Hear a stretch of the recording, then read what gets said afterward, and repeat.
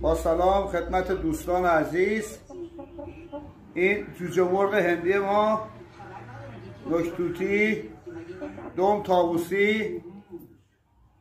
این جوجه مرغ تقریبا 5 ماهشه.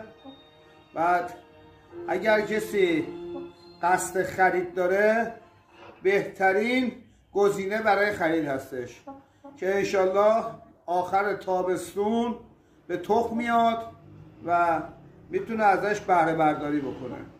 این از سر و کله حیوان هستش. بعد این از نوکشه، این هم از دمش هستش. بعد این هم از